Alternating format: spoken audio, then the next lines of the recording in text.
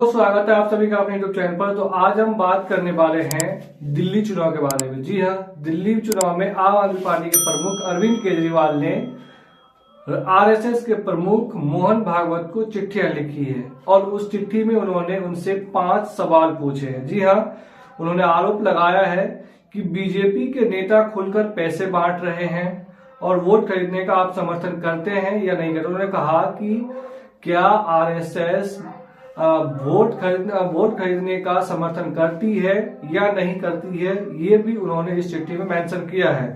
अरविंद केजरीवाल की चिट्ठी में कई सवाल पूछे गए हैं। आज हम उन्हीं चीजों के बारे में चर्चा करने वाले हैं। वीडियो चैनल पे नए हैं तो चैनल को सब्सक्राइब कर लीजिए। तो आपको बता दूं, दिल्ली विधानसभा चुनाव 2025 को लेकर के सियासत लगातार गर्म होती जा रही है और आम आदमी पार्टी के संयोजक अरविंद केजरीवाल ने नए साल पर आरएसएस के प्रमुख मोहन भागवत को चिट्ठी लिखी है। उन्होंने इसमें बीजेपी नेताओं पर हमला बोलते हुए मोहन भागवत से कई सवाल पूछे हैं। आपको बता दूं, उन्होंने कहा है कि क्या आरएसएस बीजेपी के नेता द्वारा जो वोट खरीदा जा रहा है, क्या उसे आरएसएस समर्थन करती है या नहीं करती है। तो आज हम बात करेंगे। आपको बता दूं, दिल्ली में चुनाव जो है, दिल्ली विधानसभा चुनाव 2025 में प्रस्तावित है और मोहन भागवत को अरविंद केजरीवाल ने कब इससे पहले भी चिट्ठी लिख चुके हैं हालांकि, लेकिन इस बार की जो चिट्ठी है वो काफी अहम बताया जा रहा है क्योंकि उसमें कई ऐसे सवाल है जो विवादित है और चुनाव से जुड़ा हुआ सवाल है। आपको बता दूं, दिल्ली विधानसभा चुनाव को लेकर के जो है राजनीतिक सरगर्मियां अभी दिल्ली के अंदर काफी तेज हो चुकी है। ताजा मामला जो है अभी वही आम आदमी पार्टी के संयोजक अरविंद केजरीवाल ने आरएसएस प्रमुख को जो चिट्ठी लिखी है उसको लेकर के लगातार सियासत गर्म होती जा रही है।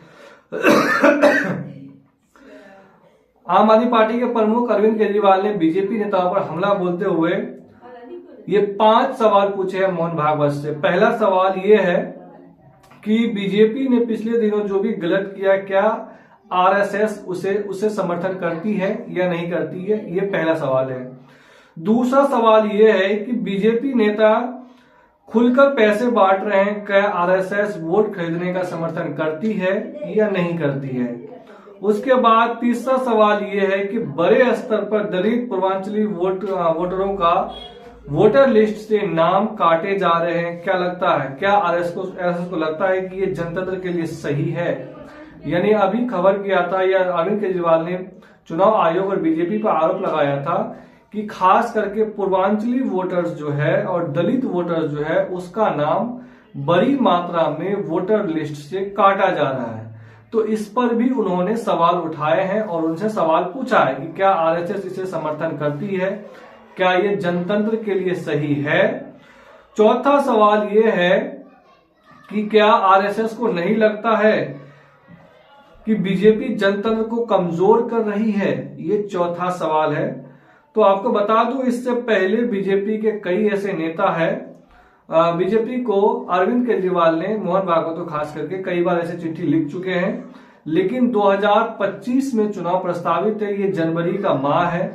तो ऐसे में इस वक्त चिट्ठी लिखना राजनीतिक सरगर्मियों को काफी तेज कर रही है।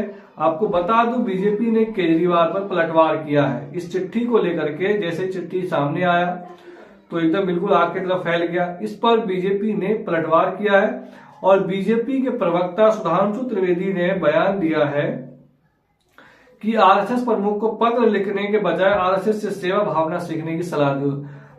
सुधांशु त्रिवेदी ने कहा है कि अरविंद केजरीवाल को पत्र लिखने के बजाय आरएसएस जो सेवा करती है उससे उसकी भावना को सीखना चाहिए। भाजपा ने यह प्रतिक्रिया तब आई जब केजरीवाल ने आरएसएस प्रमुख को पत्र लिख करके आरोप लगाया कि विधानसभा चुनाव से पहले मतदाता सूची से काफी बड़े मात्रा में पूर्वांचली और दलित वोटरों का नाम वोटर लिस्ट से काटा जा रहा है। भाजपा द्वारा वोट खरीदने के लिए पैसे बांटे जा रहे हैं। खास करके नई दिल्ली में जो आम आदमी भाजपा के प्रस्तावित उम्मीदवार है, या आपको लग सकता है परवेश सिंह साहिब जो वहां से पूर्व सांसद है, वो चुनाव लड़ने की बात की जा रही है। उन्होंने महिलाओं को 1100 रुपए बांटने का आरोप लगाया है। तो उन्होंने कहा कि भाजपा गलत गतिविधियां कर रही है, तो क्या इसे आरएसएस समर्थन करती है। तो उन्होंने सुधांशु त्रिवेदी ने कहा कि आरएसएस को लिखिए मत, उससे सीखिए। यानी उन्होंने कहा कि आप आरएसएस को पत्र मत लिखिए, उनकी प्रयोगशाला जाइए, उनसे सीखिए, उनके सेवा भावना कैसे होती है वो सीखिए आप। इन्होंने सुधांशु त्रिवेदी ने उसे नसीहत दिया है।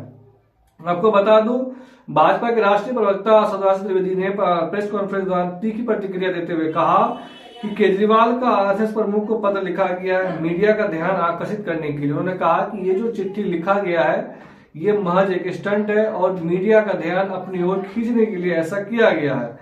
इसके अलावा इस पत्र में ऐसा कुछ भी नहीं है। उन्होंने केजरीवाल से कहा कि आरएसएस को मत लिखिए, उससे जो वो काम जो करते हैं, सेवा भावना जो करते हैं, उनसे आप सीखिए।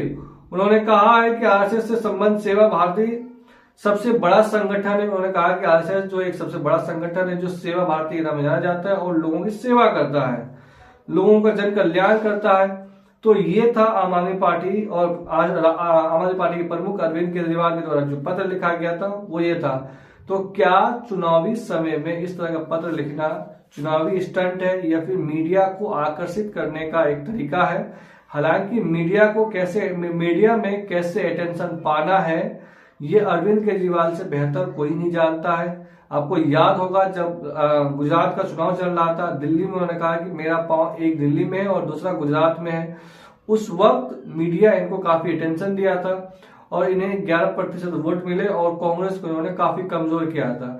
हालांकि बताया ये जा रहा, जब चुनाव खत्म हुई तो बाद में पता ये चला कि बीजेपी ने जानबूझ करके अरविंद केजरीवाल और आम आदमी पार्टी को अटेंशन दिलवाया, मीडिया अटेंशन दिलवाया और लगातार उस वक्त आम आदमी पार्टी के प्रमुख अरविंद केजरीवाल हो, चाहे उनके जो वहां के जनरल सेक्रेटरी इंचार्ज राघव चड्डा हो, वो लगातार ये कहते जा रहे थे कि आम आदमी पार्टी जो है वो कांग्रेस का अल्टरनेट बनने जा रही है।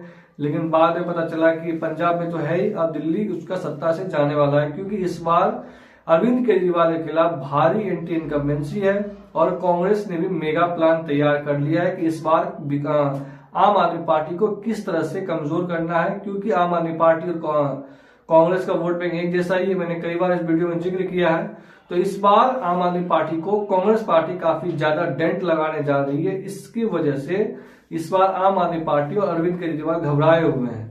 इस बार ऐसा भी संभव हो सकता है कि त्रिकोणीय मुकाबला हो जाए या हंग असेंबली भी हो सकता है। इस स्थिति में देखा जा सकता है, क्योंकि इस बार कांग्रेस पार्टी भी काफी मजबूती से चुनाव लड़ रही है। तो क्या इस बार अगर वीडियो देख रहे हैं तो आप अपने कमेंट के जरिए राय जाहिर कर सकते हैं कि इस बार दिल्ली के अंदर किस पार्टी का सत्ता में आने के प्रबल चांसेस है। आप हमें कमेंट के जरिए राय जाहिर कर सकते हैं। वीडियो अच्छी लगी हो तो चैनल को जरूर सब्सक्राइब कीजिए। धन्यवाद।